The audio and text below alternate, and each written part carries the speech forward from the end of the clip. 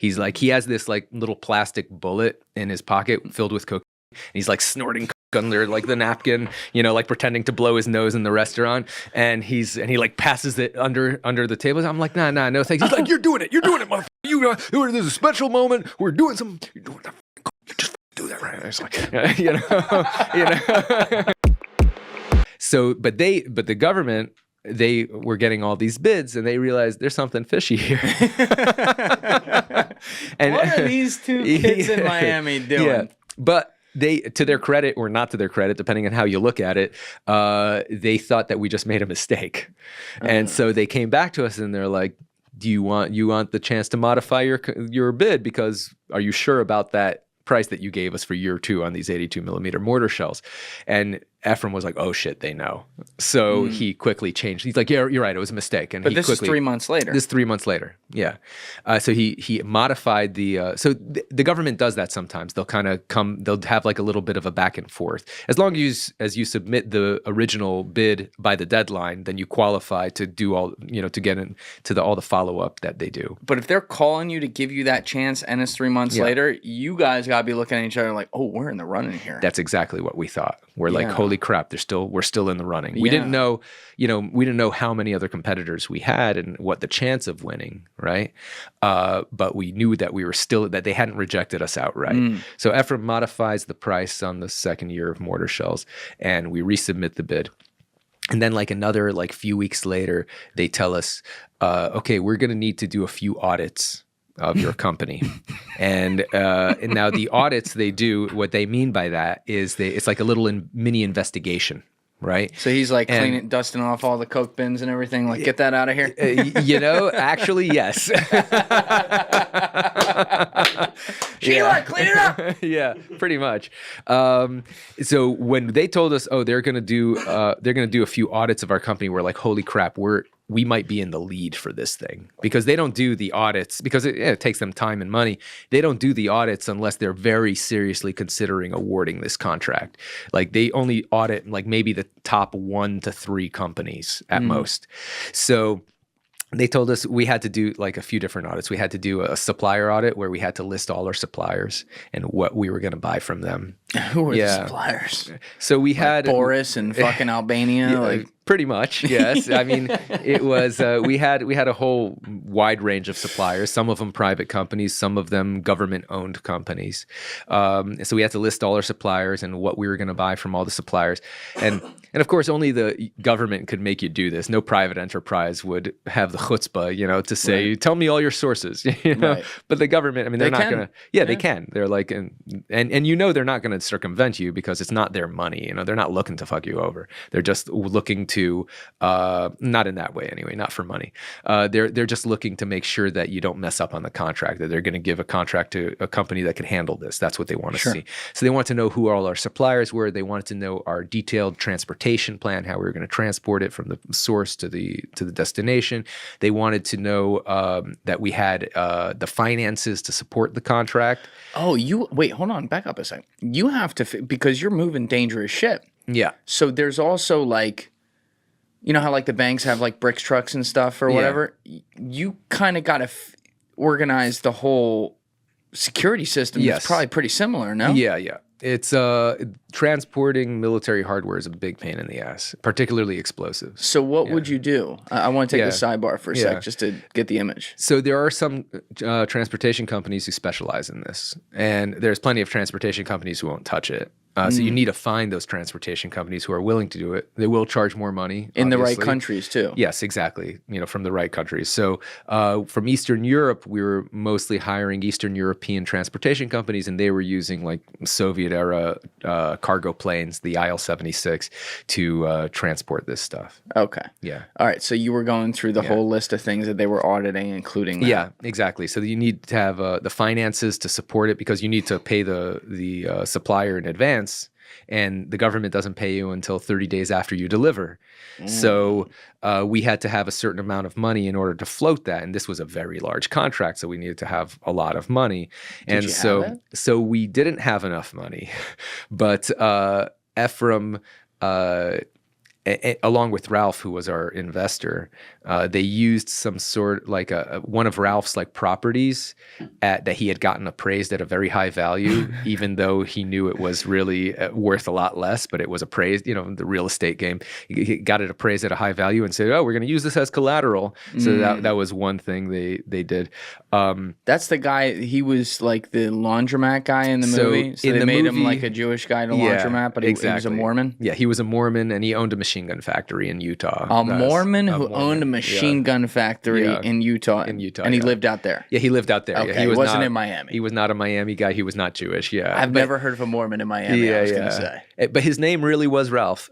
So all right, they kept that. They kept the first name. That's cool. Yeah, they changed his last name, but yeah, his name was Ralph. So he's using some of his places as collateral, and they accepted that. They accepted it. They also wanted like a past performance audit. They want to really dig into like what kind of, I mean, we had submitted a lot of that stuff previously with the bid, but they wanted to get more details of what kind of business we'd done in the past. And so Ephraim wanted to give us the best possible chance of winning this contract. So he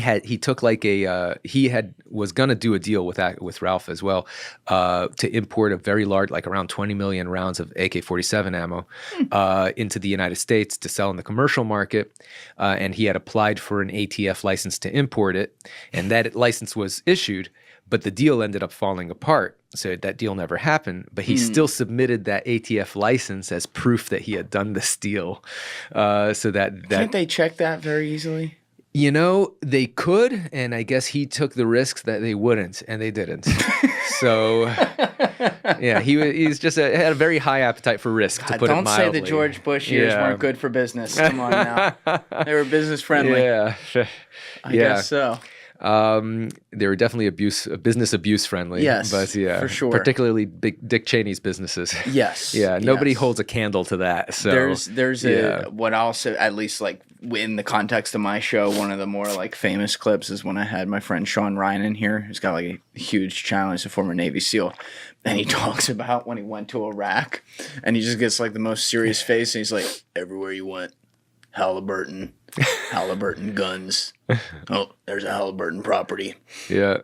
Halliburton Army. Yeah. Halliburton. And he's like, it was everywhere. Yeah. And it's like you literally have the vice president of the United States who was, I think he was like the CEO of the fucking company. He was the CEO. He retired from being CEO so he could run with George Bush for the vice presidency. Yeah, which was he was damn near the fucking president. Most people considered him the shadow president. Yeah. Yes. Yeah. I'd love to know what kind of pictures he had of George. What was he doing? What was his leverage? Like, was he blowing a guy? You never know. Who knows? You don't know what they do up at Skull and Bones there. Yeah. Maybe Dick was at the fucking door, like taking pictures in the fucking tomb. I mean, we know that George Bush had done blow, right? So yeah, see, I don't think that would have done it. I think people have been like, all right, this guy's cool. That's the public stuff, right? If that was the stuff that was getting out in public, who knows what was happening in private? That's what I'm saying, because he like found God, did the whole I'm sober now. Like, people would have been like, that was the past. It had to be some gnarly shit, probably, for him to get that. Yeah, but they didn't show that in that movie Vice. No. They just made it seem like he got hired. I'm like, that's the inaccurate part. No way. Right. Had to be something. Who knows? So anyway, so they do this audit, or fail to do this audit, I should say. Right. How long did that take? That took about a month, and they actually sent government contracting officers. Hang on, sorry. You need another one? That's what it's there for. That's why we got that mute mic right there, baby. We're good. Yeah, absolutely. Hold on, we'll pause. We'll pause for 1 sec. It's crazy. While we were just on the break right there before we came back, I got an OG arms dealer teaching my guy how to do arms deals with the U.S. government, and maybe we can fund this podcast now through that. So get fucking studying, kid. There you go. Let's go. Yeah, he's got to join War Dogs Academy. We'll talk about that. Yeah. But you left off. I made a note of this. You were saying you started to answer my question, and you're like, they actually sent government contracting officers. Yes. So what went down there? So they sent I think it was 4 ladies, right? They were all ladies, all like middle-aged ladies, very more like older ladies, like granny types. So they weren't hot? No, they were not.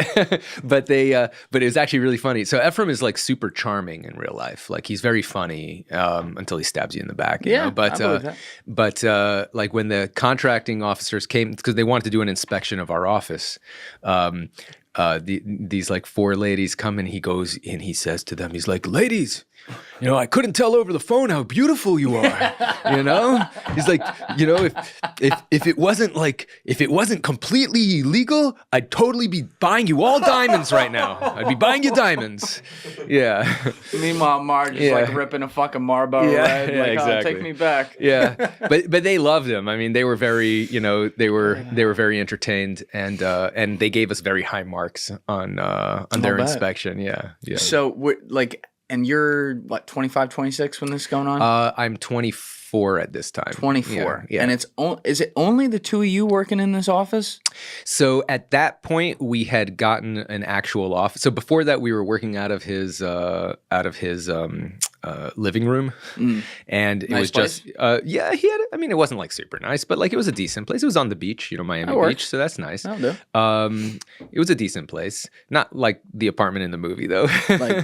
Yeah, which was crazy. But I was actually in that apartment recently because the guy who bought that apartment started his own podcast. Of course, and he, of course, isn't everybody, right? My God. And so I went on his podcast. It's called the Affiliate Marketing Show. And yeah, it's a beautiful, beautiful apartment. I'd never actually been in that apartment before. But you weren't there like during the filming for that? No, not for that scene. I've been on the set for a few of the other scenes, but not for that particular. Is that apartment like right on Collins Ave there? It's actually on Biscayne, and it's right across the street from the arena. It's not called the American Airlines Arena anymore. So it's on the Miami side. Yeah, it's the Miami side. It's like literally across the street from the arena. So yeah, I mean, yeah, good stuff. Yeah, the guy's a big basketball fan, so he just walks across the street to the Heat games, and yeah, there you go. Yeah, it's a good location. But yeah, so we were working out of his living room until we were started to get into the running for the $300 million contract, and at that point he was like, you know, we should probably get an office. You still haven't been paid. Yeah, I know exactly. I haven't been paid. Yeah, but you're like, okay, we'll get an office. Yeah, we'll get an office. Where was the office? It was in Miami Beach on 41st Street. Nice. Yeah, and I mean that's where we grew up. So like Miami Beach now is super bougie, but like when we were growing up, it wasn't like it was like just a regular neighborhood. Oh, you grew up. Yeah. I missed that. You grew up on Miami Beach. Miami Beach, yeah. What a place. Yeah, in the 90s. So the 90s, it was more of like a retirement community than like a tourist mecca like it is now. Yeah. I love Miami Beach. Yeah. No, Miami Beach is awesome. It's great. Yeah, it's a great town. So you have an arms dealing office in Miami Beach. In Miami Beach. 41st Street. 41st Street. How big was the space? So there were, I think, like 5. It was actually a decent sized space. There were like 5 separate offices and like one big central area. So I had my own office. Ephraim had his own office. Did he have a Tony Montana picture on the wall? So I actually got him a gift for his birthday, a Lord of War poster. That'll do. Yeah, with Nicolas Cage's face made out of bullets. Yeah, so it's a really cool poster, and he put that up behind him on his by his desk. What year did that movie come out? Lord of War. That was like 03, maybe 05. Can we check that, Alessi? 2005. It was 2005? Yeah. Crime thriller. So this is coming relatively out new. Yeah. while you're doing. Did you guys think you were Nicolas Cage? Definitely Ephraim thought he was. Yeah. He was. He loved that movie. I'll bet. Yeah. So you bought him that for the office. So I bought him that for the office. Part. Yeah, so he looks the and part. And the ladies from the government like that, like, oh. No, he actually took that down when they visited. Yeah, he wanted to have a good impression. We also had a accounting audit, which they wanted to see that like we had an accounting system because this was going to be a massive contract, and they wanted to see that we weren't going to like mess up with the books and everything. You have the SBF QuickBooks going on. Yeah, so we actually didn't have any accounting system. There was like literally nothing. Like Ephraim never did any accounting. He never so he had to hire a forensic accountant to create accounting records backdating to when he started the business. So he had to go through all the deals he'd done and like create accounting records for it. In paper, obviously. In paper, yeah. Not digitally. Yeah. And so, I mean, created the accounting system from scratch, backdated. Yeah. That's actually kind of impressive. They did that. I mean, he hired an accountant to do it, but it was he had to make it look like the accounting had been done at that time, right? Because he didn't want them to know that he had just done this right now, because he wanted to look like a responsible contractor. So yeah, I mean they came to the office. It was not that much. It was like they just asked us a few questions. They looked around, and he charmed them. He made them laugh, and they gave us very high marks.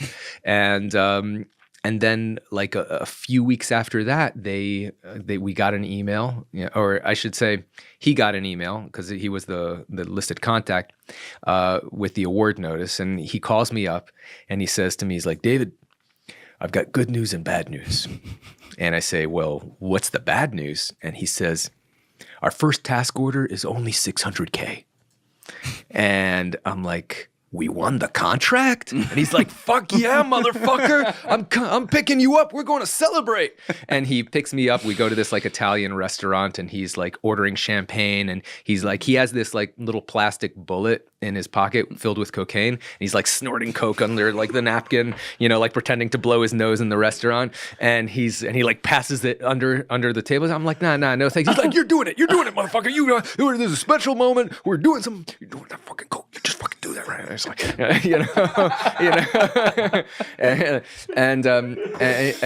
so yeah, and he like gives me this whole speech. He's like, "David, this is a very big moment for us. Those fat cats in their boardrooms worrying about their stock prices at General Dynamics, they're not going to know what's going to hit them right now. They're going to be so pissed. I'm telling you, AUI, we're going to be a multi-billion-dollar company. We're going to be flying around on private jets. You and me, buddy. You got to stick with me. We're going to ride this out." You're like, "Sir, can I get paid?" Yeah. Yeah, exactly. Well, now that we won this big contract, we needed every penny we could get. So isn't it funny how that happens? Yeah, isn't they it? keep on. Yeah, it's like they owe you, but it's like no, you owe us. Exactly. Yeah. I mean, look, in retrospect, I was an idiot. I'll be the first one to admit it. I should have seen it coming, but. Thank you for watching the video, guys. If you haven't already subscribed, please smash that subscribe button and check out this clip's full podcast episode by clicking here or in the description below.